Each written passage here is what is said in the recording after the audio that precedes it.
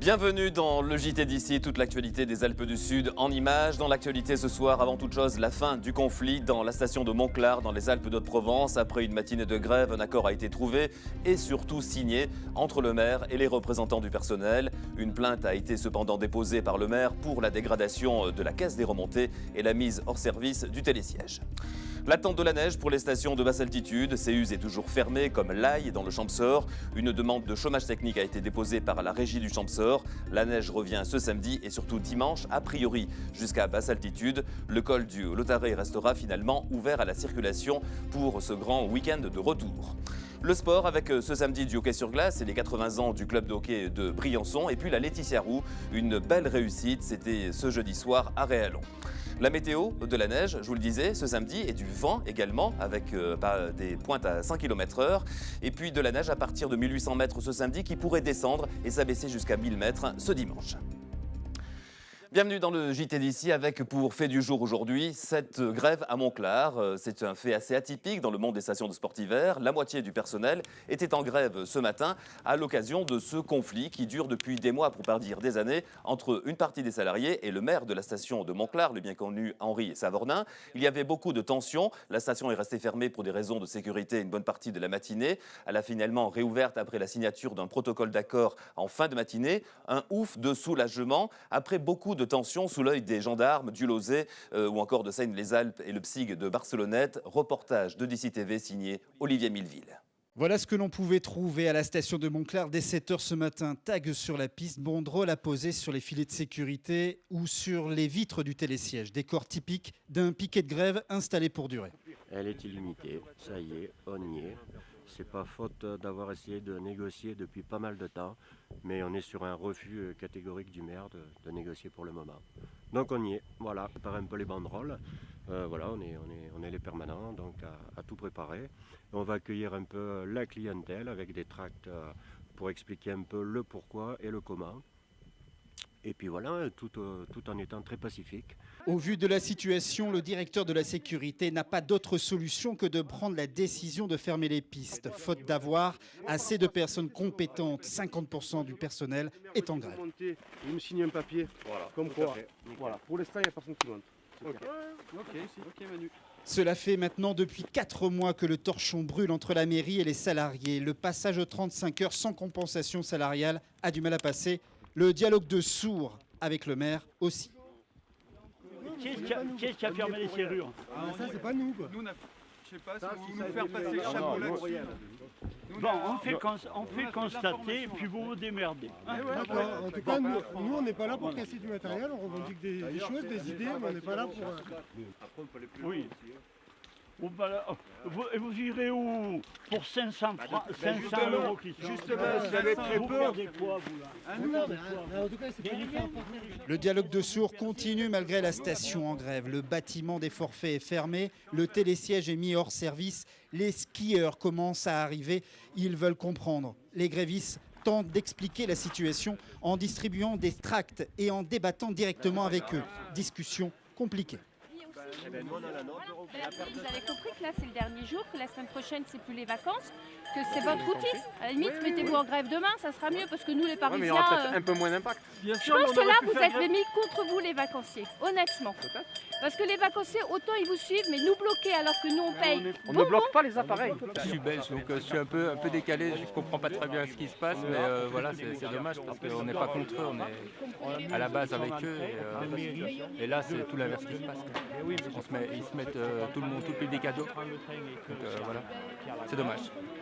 Fin de vacances un peu loupée, un peu ratée. Je trouve aussi que c'est peut-être anormal que la loi ait été faite comme ça, mais maintenant c'est un problème de législation française et pas un problème local à la station, il me semble.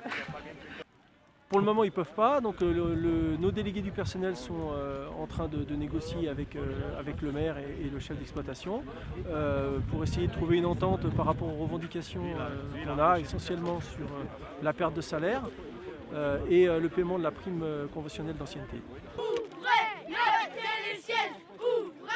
Plus d'une centaine de skieurs sont maintenant sur le domaine depuis 1 heure. Le ton monte, l'altercation est inévitable. Oh,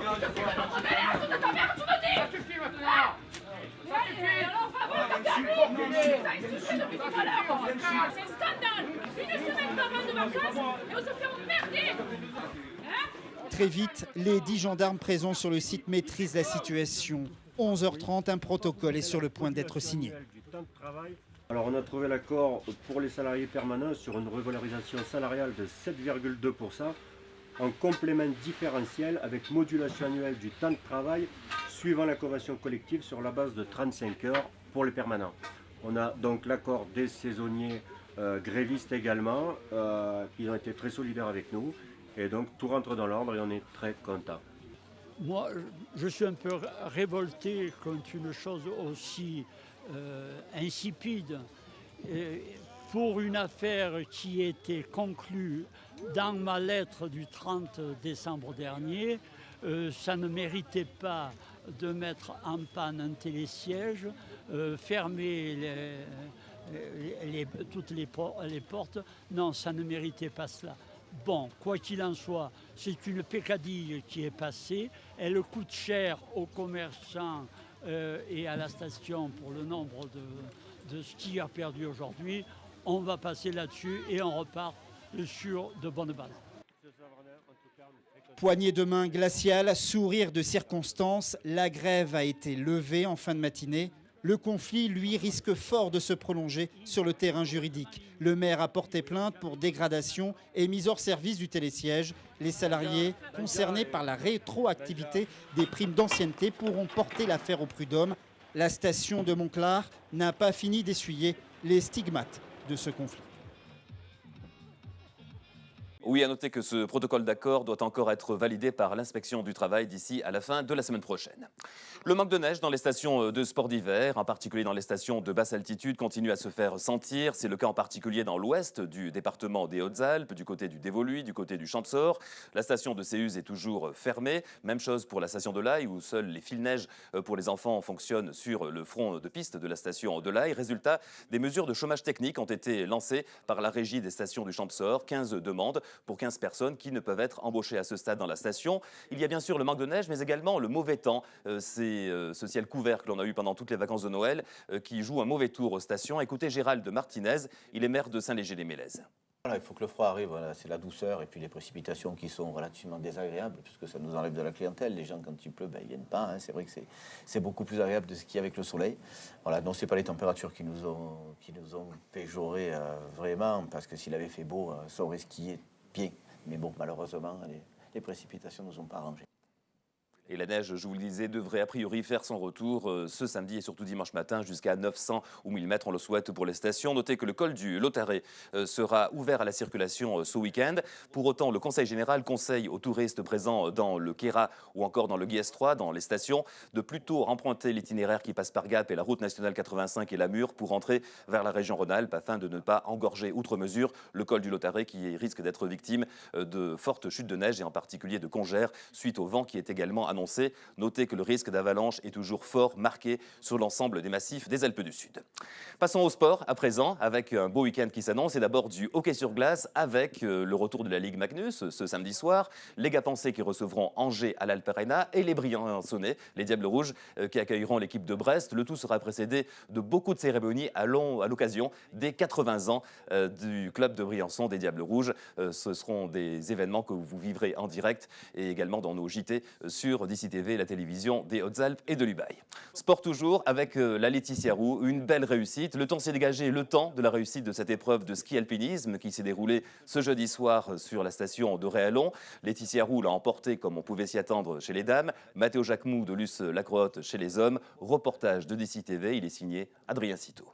La Laetitia Roux a réuni plus de 150 participants ce jeudi. Cette course de ski alpinisme s'est tenue sur les pistes de la station de Réalon. Chez les seniors femmes, c'est sans surprise Laetitia Roux qui s'est imposée. Allez, Ricardo. Allez, on va boire une soupe. Allez. T'as vu, Ricard? Pardon? T'as vu? C'est beau, hein? Oui, c'est joli. L'édition, on voit moins bien avec les lampes, mais super. Chaque année, ça me fait vraiment plaisir de revivre ces émotions et de revivre cette course parce que c'est quand même quelque chose de magique. On est quand même tous un petit peu déçus de ne pas aller au sommet parce que c'est quand même quelque chose d'exceptionnel et d'incroyable qu'une montée sèche en ski alpinisme se finisse dans un couloir qui est quand même vraiment alpin, donc assez raide, les skis sur le sac. Et voilà, ça finit là-haut en face, dans la brèche des Aiguilles de Chabrières. C'est quelque chose qui est exceptionnel hein, pour une course nocturne. Donc beaucoup de personnes viennent pour ça d'ailleurs, parce que bon, y a l'ambiance certes, mais il y a aussi un parcours qui est magique, qui est magnifique.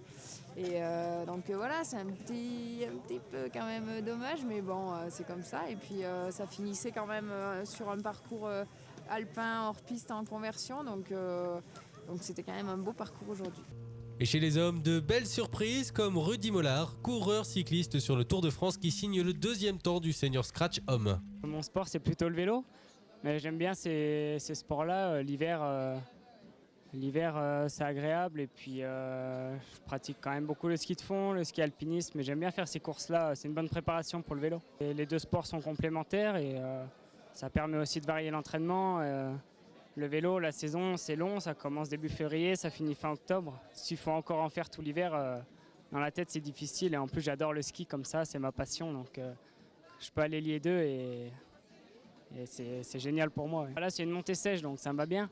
La descente, c'est plutôt tranquille. Je ne fais pas les courses en intégralité. Et oui, c'est sûr, il faut toujours être prudent. Ouais.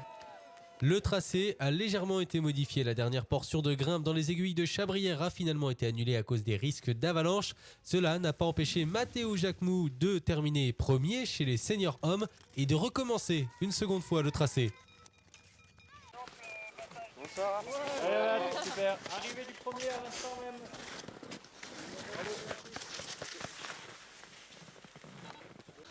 Et quand on aime, on compte pas, mais c'est aussi l'entraînement. Je crois que vous en avez fait une deuxième, Mathéo. Oui, c'est pour l'entraînement et la récupération. Voilà. C'est ça que ceux qui font pas du sport de haut niveau ont du mal à saisir, c'est que quand on a fait une épreuve à bloc, il faut encore faut continuer un petit moment quoi, pour les muscles, c'est ça? Oui, bah, c'est surtout aussi pour bien repartir demain à l'entraînement tout frais et puis pour profiter aussi du beau temps là. Moi j'aime bien en faire un peu plus. Quand on aime, on compte pas, c'est bien ça. Ouais.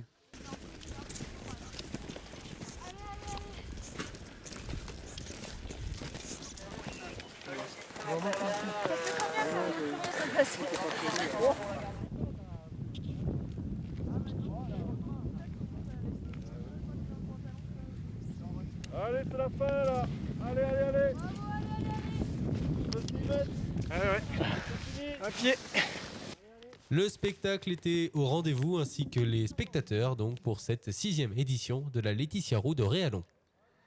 Oui, de superbes images. Je vous en verrai bien d'autres tout à l'heure sur DC TV, mais également mardi prochain à 21h avec un grand reportage consacré à cette Laetitia Roux 2014 qui aura donc été une très belle réussite. Notez en marge du sport la démission de Raymond Siriot, le premier adjoint au maire de Briançon, qui était président du CIPA, le centre d'entraînement par le sport de Briançon. Il a démissionné suite à des conflits sociaux internes à ce centre, souhaitant pour autant bonne chance et bonne vie à ce centre pour la suite de ses activités. On va terminer avec des images relativement rares. Les thermes du Monétier-les-Bains en drone vu d'en haut. Regardez.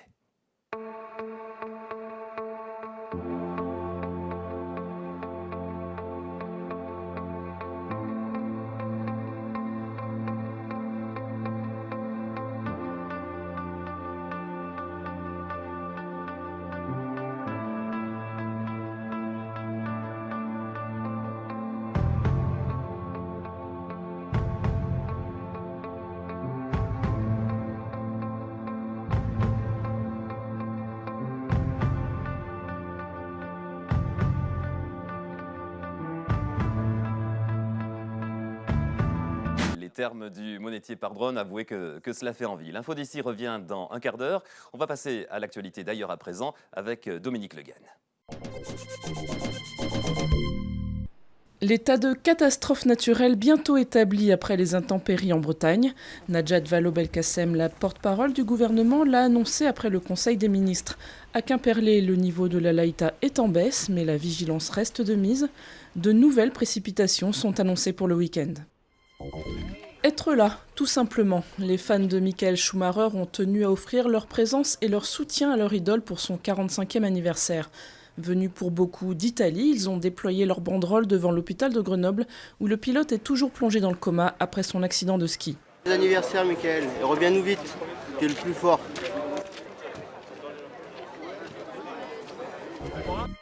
De nouveaux heurts entre forces de sécurité et partisans de Mohamed Morsi auraient fait au moins 6 morts en Égypte.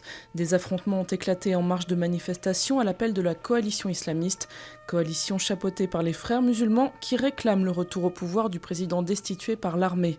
Ces violences interviennent à quelques jours de la reprise du procès de Mohamed Morsi pour incitation au meurtre de manifestants durant sa présidence. 2013, une année un peu sombre pour les salles obscures. La fréquentation des salles de cinéma a baissé de 5,3%. C'est la première fois depuis 2009 que la barre des 200 millions d'entrées n'est pas franchie. Une raison principale à ce repli, l'absence de films à très gros succès, qu'ils soient français ou étrangers. Branle-bas de combat chez les pâtissiers. L'épiphanie approche, alors les fourneaux cuisent à plein régime pour préparer la traditionnelle galette des rois. Fourrée aux pommes, au chocolat ou à la frangipane, peu importe. L'essentiel est de trouver la fève, mais surtout de se régaler. Une bonne galette. Au bon beurre. Voilà, vous êtes à jour de toute l'actualité d'ici et d'ailleurs. L'actu revient d'ailleurs dans un petit moment sur d'ici TV. Bonne soirée avec la suite de nos programmes. 24 heures sur 24, 7 jours sur 7, toute l'actualité des Alpes du Sud et dans le monde. D'ici.fr.